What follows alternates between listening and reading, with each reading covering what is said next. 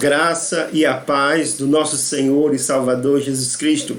Que bom estarmos aqui juntos para mais uma escola bíblica multiplicadora. É um prazer ter você aí, é um prazer crescermos juntos e aprendermos juntos aqui no nosso canal, no canal da Igreja Batista Independente do Panatis. E é claro, falando em canal, se você ainda não é inscrito no nosso canal, peço que se inscreva. Se você já é inscrito, peço que você compartilhe nas suas redes sociais.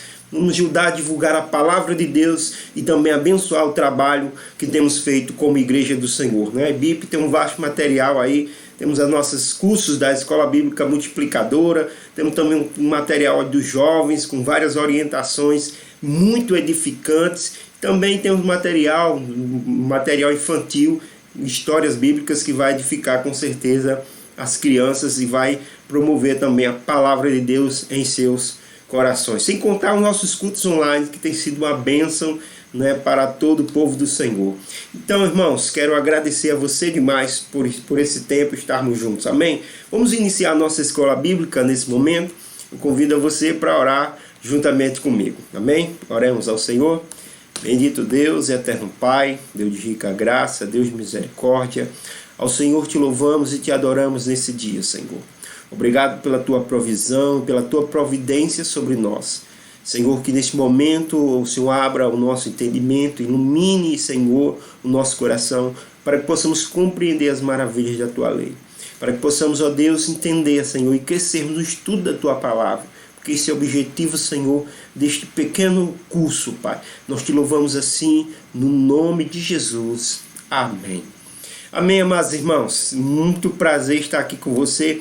Eu quero mais uma vez lembrar os amados irmãos que nós voltamos aos cultos presenciais, A IBIP já está com seus cultos presenciais, tanto o culto de terça como o culto de domingo. Então eu quero contar com você. Esse domingo em particular é o culto de Santa Ceia, um dia todo especial. Então eu quero contar com você para estarmos juntos, comungando em unidade, como família, como Igreja do Senhor. Amém? Quero dar um recadinho aí para você ver como é que você participa do culto e também das normas que nós temos implantado na nossa igreja. A paz do Senhor, igreja, tudo bem com vocês? Eu tenho uma notícia muito boa para dar para vocês. A partir do próximo domingo, dia 16, nós estaremos retornando os nossos cultos presenciais também. Mas para que a gente possa voltar de forma segura, nós precisamos nos atentar para algumas regrinhas, tudo bem? Fica de olho. O uso de máscara será obrigatório durante todo o período de culto. O distanciamento social de 1,5 m também deverá ser respeitado. Logo na entrada, haverá álcool 70 disponibilizado para a higienização das suas mãos. Pessoas do grupo de risco, que são gestantes, crianças com menos de 10 anos, hipertensos, diabéticos, pessoas com mais de 60 anos e pessoas com problemas respiratórios, devem ficar em casa.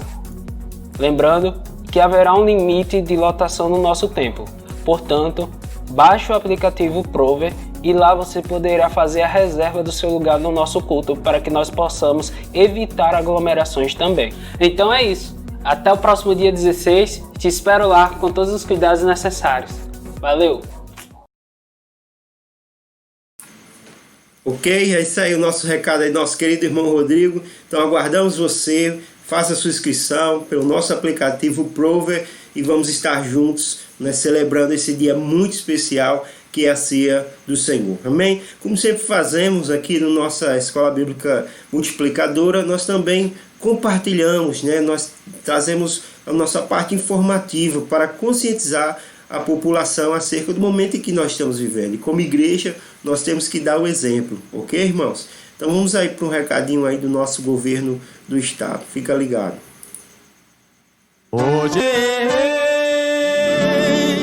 que voava num balão, o peito cheio de saudades, um megafone na mão. Passei por várias cidades pra ver a casa de vó, sabendo que ela tá só e tudo que eu disse a ela serve pra população. Vozinha, se aquiete em casa, evite o toque de mão, avise pra vizinhança desse Rio Grande do Norte. O nordestino, ele é Antes de tudo, um forte, e a gente vai sair dessa, fazendo tudo que é certo. Se hoje a gente tá longe, volta. Já já a gente tá junto de Amanhã novo. a gente tá perto.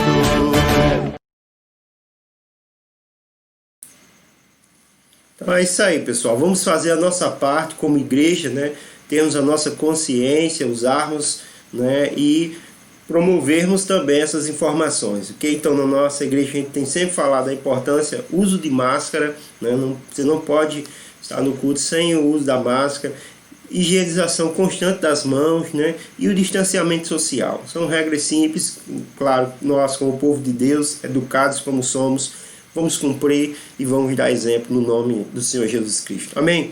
Vamos fazer a leitura da palavra de Deus? Quero convidar você aí, ó, pregar a sua Bíblia para lermos a palavra de Deus. E sempre que lermos a palavra de Deus, você lembre que isso é um privilégio, porque bilhões de pessoas no mundo não têm acesso ainda a esse livro por completo, às vezes por causa do regime do país, por causa da perseguição, às vezes por causa que não tem realmente um tradutor, né? Alguém que traduz a Bíblia naquele dialeto daquele povo. Então nós temos a Bíblia inteira, louvemos ao Senhor por isso e usemos, né, lendo as Sagradas Escrituras. Vamos ler aqui, eu leio 1 Coríntios, capítulo de número 2, queria ler com você a partir do verso de número 6, amém? 1 Coríntios, capítulo 2, versículo de número 6, diz assim, amados irmãos, a palavra do Senhor. Entretanto, falamos de sabedoria entre os que já têm maturidade, mas não da sabedoria desta era, dos poderosos desta era, que estão sendo reduzidos a nada. Ao contrário, falamos da sabedoria de Deus, de mistério que estava oculto, ao qual Deus preordenou antes do princípio das eras, para a nossa glória. Nenhum dos poderosos dessa era os entendeu, pois se o tivesse entendido, não teriam crucificado o Senhor da glória. Todavia, como está escrito, olho nenhum viu, ouvido nenhum ouviu, mente nenhuma imaginou o que Deus preparou para aqueles que o amam. Mas Deus o revelou a nós por meio do seu Espírito. Oremos. Senhor, nosso Deus, nosso Pai, damos graças, Senhor, porque o Senhor nos revelou, Senhor, algo poderoso, maravilhoso, que olhos não viram, ouvidos não ouviram, nem jamais imaginaremos, Senhor. Mas o Senhor nos revelou, o Cristo em nós, a esperança da glória. Ó Deus, essa revelação do Teu Filho Jesus, por meio, Senhor, da Tua igreja, Senhor, que agora, Senhor, é destinada a nós essa missão, essa tarefa. Que mistério poderoso que a nós foi revelado e que missão gloriosa que a nós foi confiada de revelar o Cristo, o Filho do Deus vivo, por meio das nossas vidas. Te oramos assim, te agradecemos, no nome de Jesus. Amém. Amém, amados irmãos. Né? Bom estarmos juntos aqui nesse momento, nesse encontro, nesse momento onde nos reunimos para aprender mais da palavra de Deus. Nós iniciamos a aula no domingo passado, né? Se você não assistiu a primeira aula sobre o método de estudo bíblico indutivo, né? O OIA, né? Então assista aí o vídeo aí que está na nossa playlist, certo? Hoje nós vamos para a nossa segunda aula. Nosso querido pastor Eliabe, pastor da Igreja Batista do Santarém, vai estar nos ensinando essa ferramenta poderosa, né, para que a gente possa fazer a interpretação dos textos bíblicos, né? Então, com certeza nós vamos crescer. Então, pega aí, né, o teu papel, pega aí a caneta, o caderno, fazer as anotações e hoje vamos trabalhar aí para aprendermos a interpretar as Sagradas Escrituras. Amém? Vamos lá para a nossa aula. Vem comigo. Na semana passada, nós apresentamos o método de estudo bíblico indutivo, afirmando que existem vários métodos, porém escolhemos trabalhar nesse nosso curso, estudo bíblico indutivo, pela simplicidade, pela praticidade e também porque ele é um método que pode ser utilizado tanto por iniciantes como por pessoas que já têm um certo conhecimento dentro da teologia bíblica.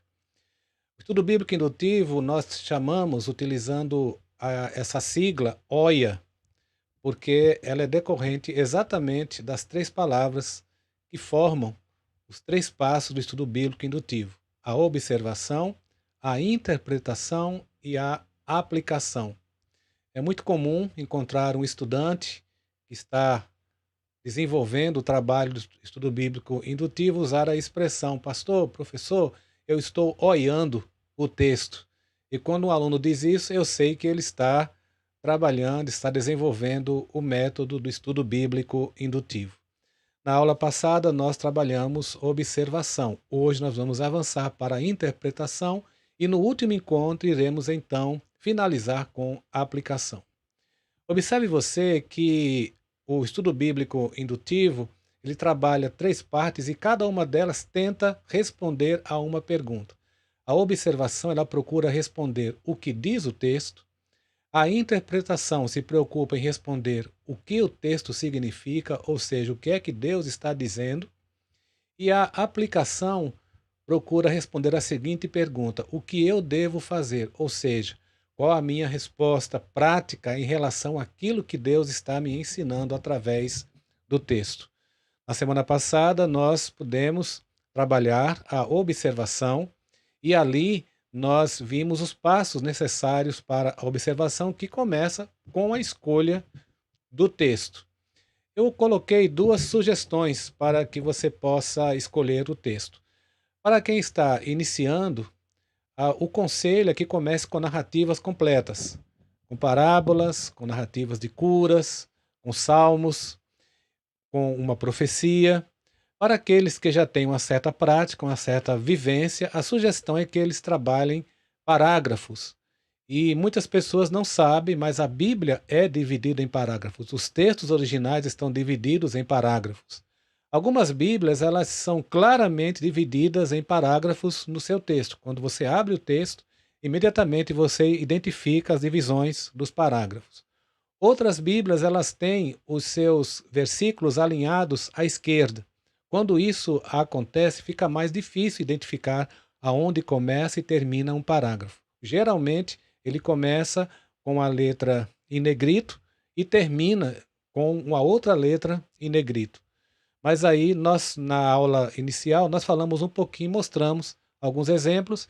Se você tiver dúvida, você pode, então, observar ali. A sugestão, como eu disse, é que você escolha uma narrativa completa, ou se você for trabalhar um parágrafo. Para quem quer trabalhar epístolas, para quem quer trabalhar livros dos profetas, a sugestão é que trabalhe por parágrafos. Quando nós fizemos esse trabalho da escolha do texto, o próximo passo é identificar qual o estilo literário, qual a forma literária desse texto. Se é uma poesia, se é uma epístola, se é uma narrativa histórica, se é uma profecia, se é uma parábola ou se é um provérbio.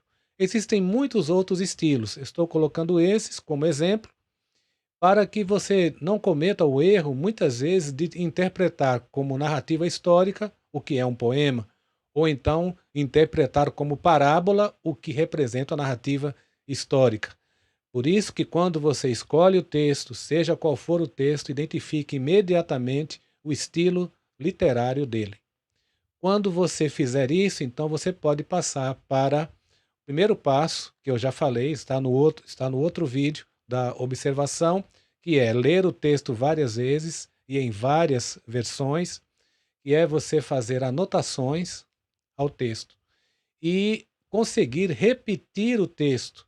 Eu até deixei uma atividade que era você pedir para alguém ficar observando na Bíblia enquanto você fala, enquanto você recita ou enquanto você conta a narrativa. Existem alguns erros que também nós falamos que são muito comuns. Primeiro, deixar de ver todos os detalhes. Esse erro acontece quando a pessoa não leu o texto em várias versões. A importância das várias versões é exatamente para que você não se prenda unicamente a uma das narrativas. Outro erro muito comum é enxergar o que não está no texto. É a pessoa aí com uma ideia já pré-concebida, de que já conhece, de que já sabe, e muitas vezes ele vai inserir ideias e conceitos ou talvez alguma interpretação que alguém deu. Lembre-se, nesse momento de observação, não é hora de interpretar o texto, é apenas para conhecer o texto. Um outro problema é quando muitas pessoas se aproximam já pressupondo que já sabem o que o texto vai dizer.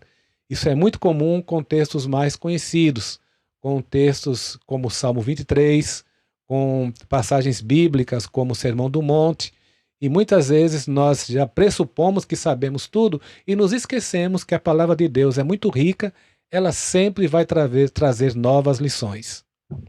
Então, esteja atento a esses erros e faça a sua observação. O último passo na observação é você aprender a fazer anotações, a grifar no texto. E eu então coloquei essas sugestões que eu já peguei de outra pessoa e que eu achei muito interessante. Quando você encontrar pessoas sendo mencionadas no texto, você circula, coloca um retângulo em volta da palavra. Quando você encontrar um lugar sendo apresentado, grife essa palavra. Quando houver uma relação de contraste, também você coloca um grifo embaixo, coloca um X para dizer que aquela primeira expressão está em contraste com a segunda. Quando você encontrar uma ordem de Deus, um comando de Deus para a sua vida, então você coloca um ponto de exclamação. Se há uma sequência de ideias, de raciocínios, como por exemplo, as características do fruto do Espírito Santo, como por exemplo, a tentação de Jesus, as várias tentações que aconteceram, sempre que você encontrar uma sequência, então você faz uma numeração dessa sequência. Quando você encontrar promessas, você coloca a letra V, que representa a vitória de Deus para a sua vida. E quando você não entender, houve uma passagem que você deu um nó, que você realmente não conseguiu assimilar o que ela diz, você coloca uma interrogação, porque essa interrogação será respondida no segundo passo. Fiquei muito feliz porque recebi uma atividade de um aluno e ele fez tudo bem direitinho. Olha aí como foi que esse aluno fez as anotações. E eu queria observar com você aqui que ele trabalha especificamente o nome, tá certo? Observa aqui onde ele encontra pessoas, Jesus aqui, judeus, pessoas doentes, paralítico. Então ele sempre fez o retângulo em volta de pessoas. Depois ele observou lugares, tem aqui Jerusalém, Porta das Ovelhas, então ele trabalhou grifando os lugares. Houve um momento em que ele também ficou em dúvida, tem uma interrogação aqui, quando chega um momento em que o anjo do Senhor agitava as águas, ele não entendeu, ficou a dúvida aí sobre essa questão. E aí ele também encontrou uma relação de contraste. Quando você lê o texto, você observa, o homem foi curado, ele colocou um X aqui, entrando em contraste com a outra expressão, hoje é sábado. E a outra coisa que eu achei interessante é que até mesmo ele encontrou uma sequência. O número 1 aqui, quando Jesus pergunta se ele quer ser curado. O número 2, quando Jesus diz para ele, levante-se. E o número 3, a outra sequência, quando imediatamente o homem ficou curado.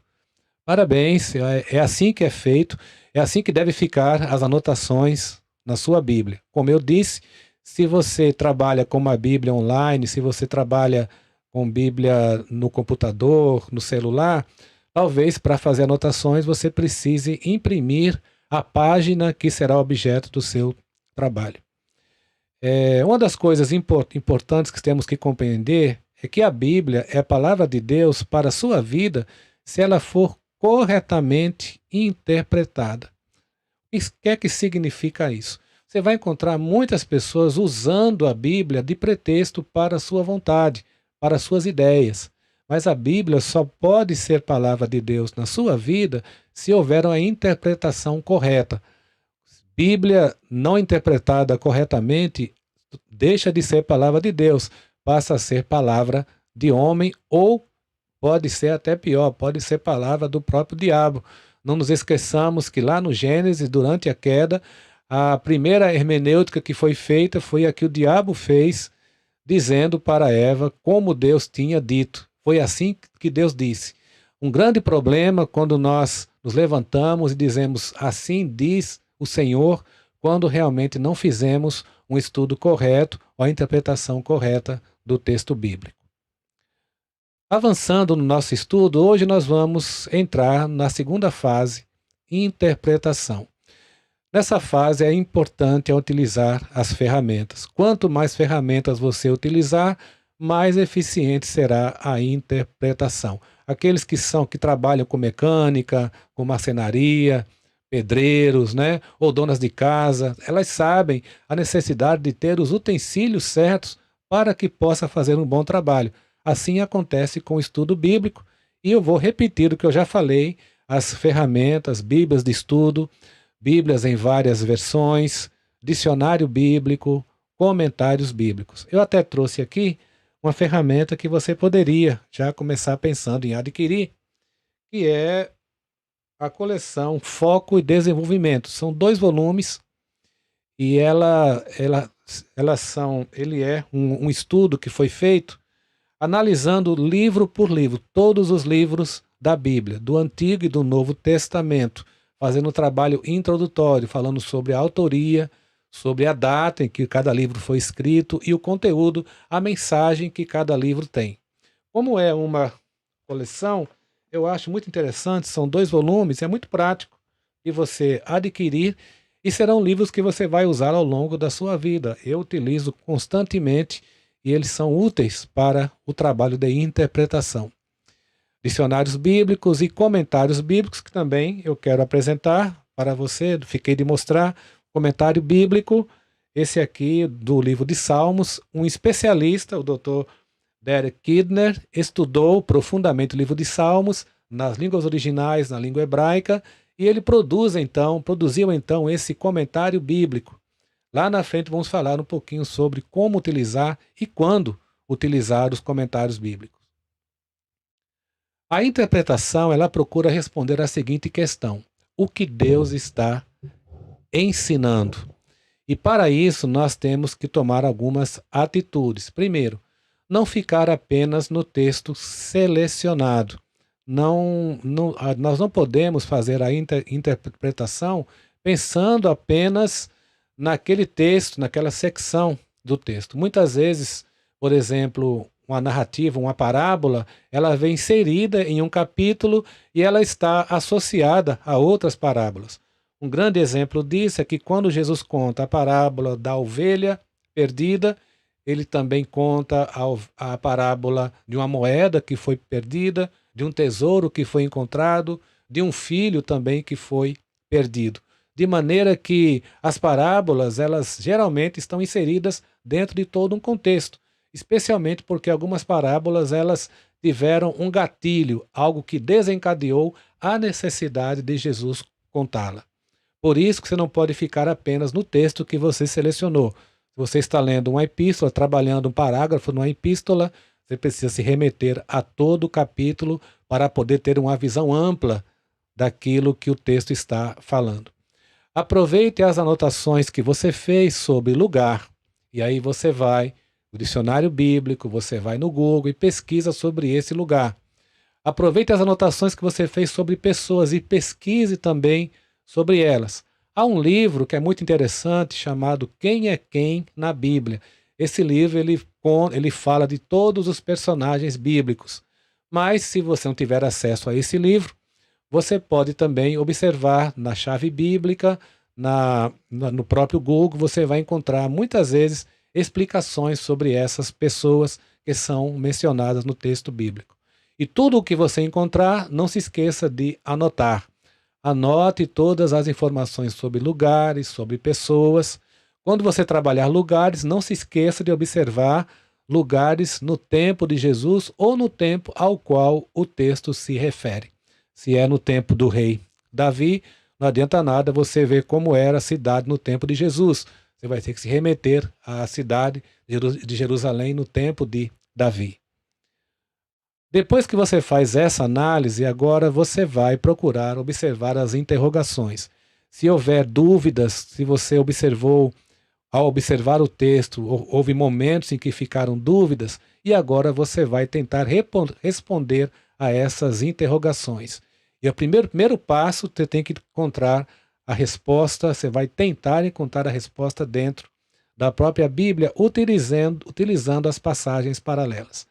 Muita gente não sabe o que é isso, por isso que eu elaborei esse texto, essa figura, para que você entenda o que são passagens paralelas. Nessa Bíblia aqui, esse capítulo 13, ele é a parábola do semeador, ele é também mencionado em Mateus, Marcos e Lucas. Então, aqui você vai encontrar as referências relacionadas a tudo que está nesse capítulo 13.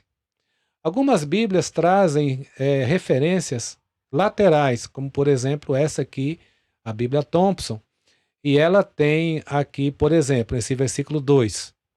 Acompanhe comigo. Pois nada me propus saber entre vós, senão a Jesus Cristo e este crucificado. Olha aqui do lado, você encontra doutrina da cruz, pregar a Cristo, propósito da vida, único Salvador. Se você observar bem, todos esses tópicos, eles estão relacionados àquilo que diz esse versículo. E quando você vai mais aqui no canto, você tem uma numeração. Por exemplo, aqui onde tem doutrina da cruz, você tem 10:40. No final da Bíblia, lá atrás, você vai ter um índice, um glossário, e ali você vai ter essa numeração. E essa numeração, lá onde tem doutrina da cruz, você vai encontrar todos os versículos bíblicos que trazem a doutrina da cruz. Dessa forma, só nesse versículo você tem 4 referências. É uma Bíblia muito útil para quem prepara estudos, para quem prepara pregações, e eu recomendo essa Bíblia. Esses dados eu tirei da Bíblia Thompson, mas há muitas outras Bíblias também que têm essas referências paralelas. As Bíblias mais antigas, elas trazem as referências de rodapé. Eu lembro que quando eu iniciei minha caminhada, não existia Bíblias de estudo. Quando eu comecei a trabalhar a palavra de Deus, estudar a palavra de Deus, adolescente na época, não existia Bíblias de estudo, mas alguém me ensinou a utilizar as notas de rodapé. Deixa eu ver como é que funciona. Deixa eu mostrar aqui para você. Você tem aqui, por exemplo, no versículo 15, a ele ainda que eu fosse justo. Você tem o número 10, pequenininho aqui, e quando você vai aqui embaixo, onde você tem o número 10, você tem capítulo 10, versículo 15. Isto quer dizer que aquilo que é dito aqui, nessa expressão do versículo, é repetido, ou pelo menos o conceito está presente também no capítulo 10, versículo 15. Um outro exemplo, nós temos aqui, desaparecendo ele do seu lugar, onde tem o número 9. E quando você vai aqui embaixo, você vai encontrar o número 9 também, e ele se refere aqui ao capítulo 7, versículo 10 do mesmo livro, e no versículo 20, versículo 9. Um outro exemplo, nós temos um outro 9 aqui. Deus não revogará a sua ira, e debaixo dele se encurvam os auxiliares soberbos. Tem outro número 9 aqui, e há um número 9 aqui, remetendo para uma referência bíblica, Jeremias capítulo 2, 22. Dessa forma, quando eu tenho essas referências, eu consigo ter textos relacionados. E muitas vezes, se eu não entendi aqui, quando eu vou para a referência, eu tenho então uma explicação melhor sobre o texto. Há também uma Bíblia que ela trabalha com os textos originais. Ela utiliza as notas do léxico de Strong. É a Bíblia palavra-chave. Um exemplo está aqui no capítulo 59 do profeta Isaías, que ele usa essa palavra, onde tem essa palavra agravado. Ela tem um númerozinho, pequenininho aqui em cima, 35:13, e quando eu vou lá no final da Bíblia, ela vai ter o número 35:13, a palavra na língua original, no hebraico, e o significado é a utilização dessa palavra dentro da língua hebraica. Enfim, esses são recursos internos, são recursos que você pode utilizar dentro da sua própria Bíblia. Por isso que é importante uma Bíblia de estudo, e por isso que é importante você ter Bíblia em várias versões. Queria falar um pouquinho com você também sobre os princípios da interpretação. Não quer dizer que sejam as regras da interpretação. Não são todas as regras. Há um curso de hermenêutica que trabalha as regras da interpretação. Princípios básicos seriam princípios que devem nortear o seu trabalho. Primeiro deles, o primeiro significado do texto deve ser o literal. A gente não deve ficar trazendo interpretações que não sejam literais se nós não esgotamos todas as possibilidades do texto literalmente. Eu não posso interpretar com sentido figurado algo que está muito claro e expresso no texto. Se houver uma figura de linguagem, ela deve ser interpretada segundo a percepção na época em que foram escritas. Nós vamos ver um pouco disso lá na frente, na segunda fase do nosso curso, quando nós estivermos praticando o estudo dos salmos, da linguagem poética. Vamos aprender como a gente trabalha, como a gente interpreta figuras de linguagem. Um princípio fundamental, inclusive esse, decorrente da própria reforma protestante, né, era uma das bandeiras dos reformadores, é que a Bíblia deve ser conferida com a própria Bíblia. Antes de consultar qualquer fonte externa, é muito importante ver se a explicação não está contida na própria Bíblia, no texto que eu escolhi ou nas passagens paralelas. Se você encontrar um texto complexo, com uma interrogação, e não encontrar uma explicação, amplie a sua pesquisa nas passagens paralelas, no capítulo inteiro. E, importantíssimo, não aceite explicações sem procedência confiável. É muito comum a gente encontrar pessoas que chegam com interpretações, com explicações dizendo a Bíblia diz, a Escritura diz. E muitas vezes não importa se é uma pessoa, um doutor, um pastor, alguém que estudou muito, nem todo mundo tem o conhecimento total de todas as coisas. É por isso que, independentemente de que seja um grande nome da hermenêutica bíblica, um grande exegeta bíblico, você não deve simplesmente acreditar no que a pessoa está falando. É muito importante que você confira e verifique. Aí nós temos que nos lembrar dos irmãos ali de Bereia, dos bereanos, que eles conferiam dia a dia nas Escrituras se aquilo que os apóstolos estavam falando realmente era segundo o que Deus queria.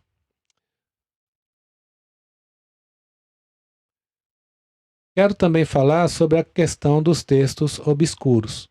Você vai encontrar muitos textos bíblicos que realmente são complexos, têm uma interpretação difícil.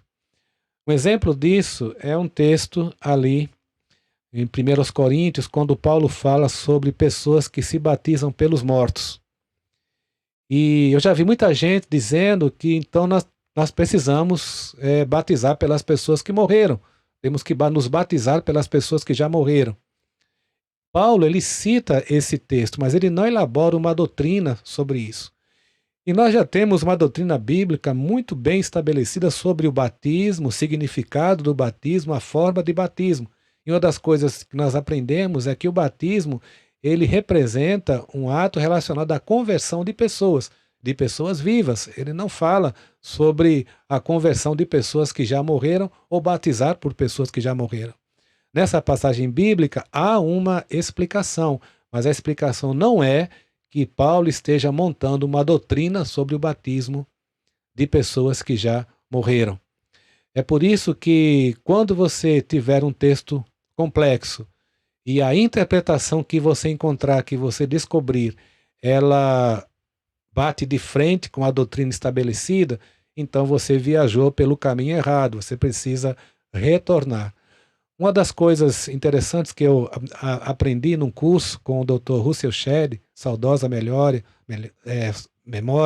servo de Deus que nos ensinou muito, o Dr. Russell Shedd, ele falou assim, que quando você realmente, depois de todo o esforço, todo o trabalho, não encontrar a explicação, então você deixa aquele texto reservado, continue a sua leitura, o seu estudo da Bíblia, e lá na frente, aquela peça que não está se encaixando, quando você montar outras peças, de repente ela vai encontrar o lugar dela. Isso trouxe para mim grande tranquilidade, que muitas vezes eu achava que tinha que lutar com o texto até que encontrasse a explicação.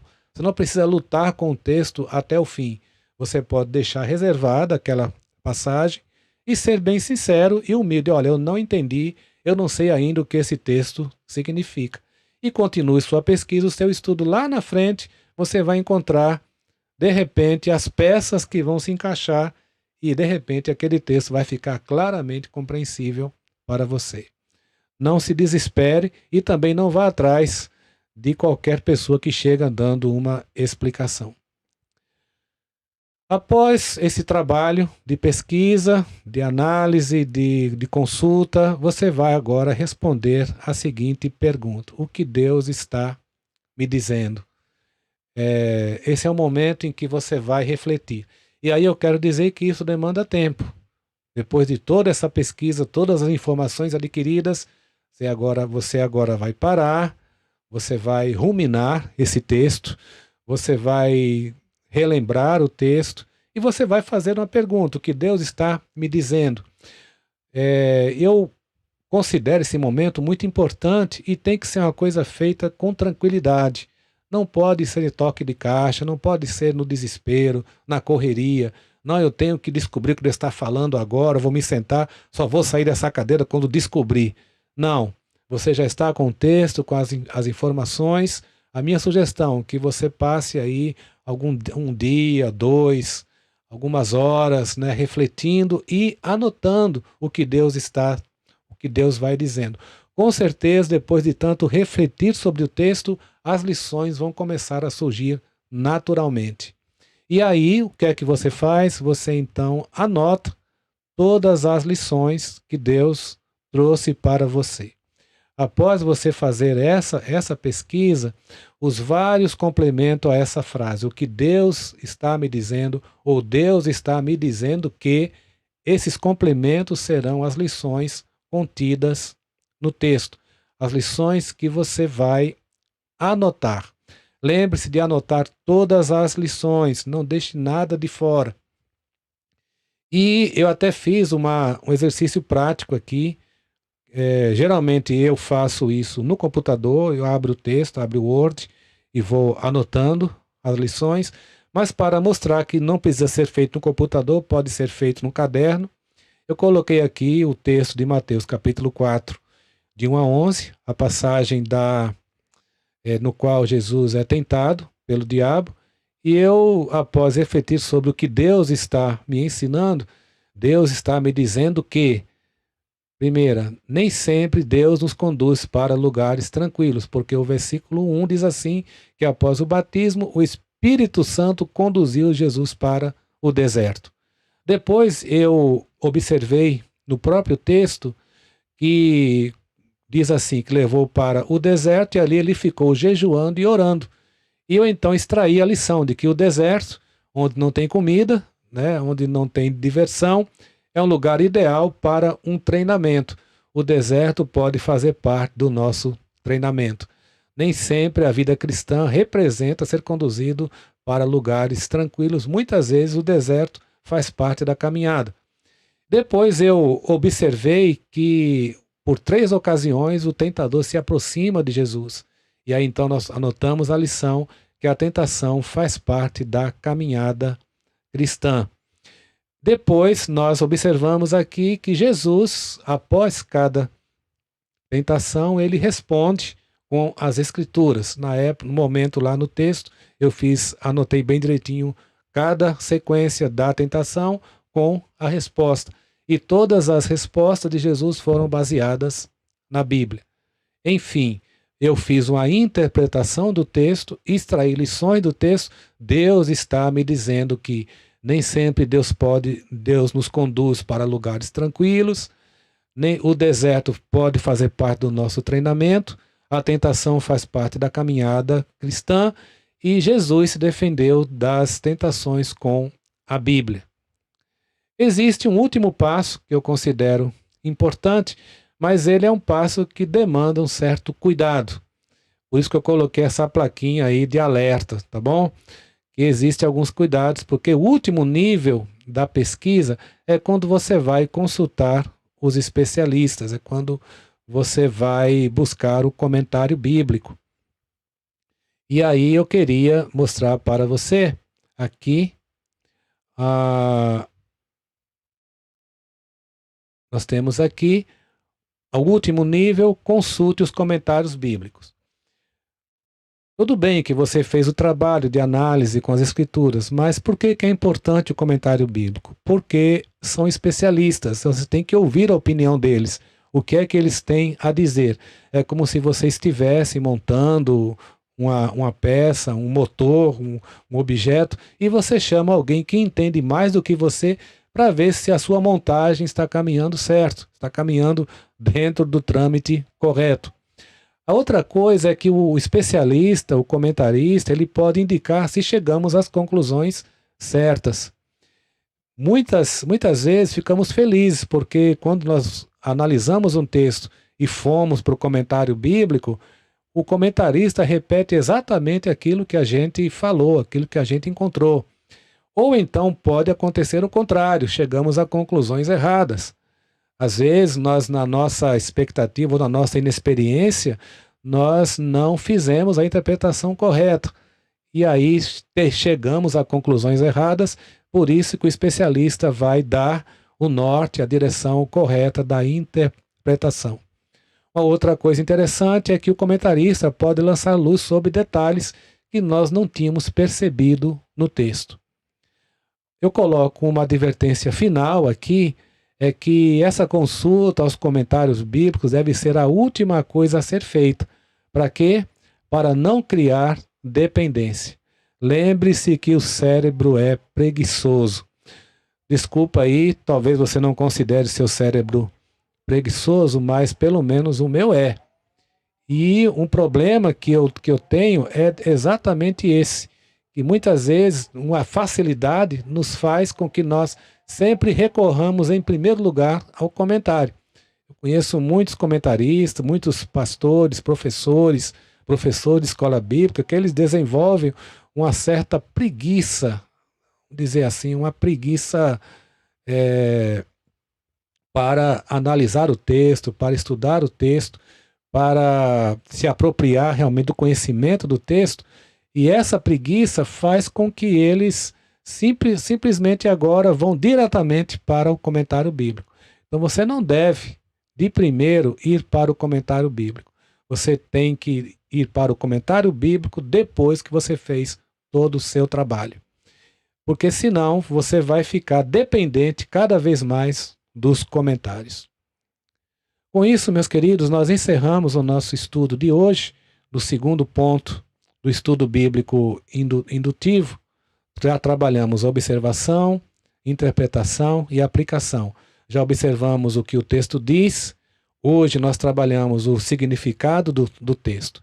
Chegamos ao final da nossa Escola Bíblica Multiplicadora. Eu quero agradecer demais por estarmos juntos nesse tempo de crescimento, né? E dizer a você que acompanhe na nossa próxima aula, será o final deste curso, né? Do estudo do método de estudo bíblico, né? O OIA. Então hoje foi a segunda aula. No próximo domingo nós estaremos fechando este curso com a terceira aula, né? Então louvamos a Deus aí pela vida do nosso querido pastor Eliab, pastor da Igreja Batista do Santarém, que está nos abençoando aí, né? Nos ensinando de maneira prática e bem clara esse método de estudo maravilhoso para crescermos, né, na interpretação das Sagradas Escrituras. Amém? Quero agradecer demais a Deus por estarmos juntos esse tempo. Lembrar você que ainda não deixou o seu like aí, deixa o seu like, né, no nosso vídeo, ajuda aí o nosso trabalho e compartilhe nas suas redes sociais. Hoje teremos também o nosso culto de Santa Ceia. Eu aguardo todos vocês, né, para estarmos juntos nesse tempo de crescimento para a glória do nome de Jesus. Amém? Vamos orar agradecendo a Deus, né, por esse tempo, estarmos reunidos. Sim, uma observação que gostaria de fazer a alguns irmãos: pastor, eu não vou poder estar na Santa Ceia. Se você é do grupo de risco, ou se você tem mais, né, de 60 anos, entre em contato com a nossa secretaria e esteja lá colocando essa observação, porque nós vamos, né, através dos nossos obreiros, vamos realizar a ceia aí onde você está. É isso mesmo, né? Nós queremos chegar onde você está aí e lhe abençoar com a Santa Ceia, né? Os demais irmãos que não estiverem no culto do domingo, na ceia, né, também vamos estar fazendo uma segunda ceia, até porque só podemos receber 28 irmãos, né? Então vai ficar irmãos que não vão participar da ceia no domingo. Esses irmãos receberão a Santa Ceia na terça-feira, no culto da terça-feira, ok? Então temos terça e domingo aí para realizarmos a Santa Ceia do Senhor. Oremos ao Senhor. Bendito Deus e eterno Pai, nós te damos graças, Senhor, por este tempo, por estarmos aqui, ó Senhor, aprendendo mais da Tua Palavra. Te pedimos, ó Senhor, que o Senhor continue a nos abençoar, Senhor, neste caminho, Senhor, de crescimento, de leitura, interpretação das Tuas Sagradas Escrituras. Louvamos assim, abençoe todo o Teu povo, derrame Tua rica graça sobre nós e continue nos fazendo florescer, mesmo em meio ao deserto, em meio às circunstâncias, porque o Senhor é um Deus poderoso e está trabalhando no Teu plano maravilhoso, redimindo e alcançando pessoas até o dia da Tua vinda. Te louvamos assim, no nome de Jesus. Amém. Então, amém, amado. Deus te abençoe, né? Deus te guarde. Tenha um dia poderoso na presença do Senhor e até a próxima Escola Bíblica Multiplicadora. Tchau!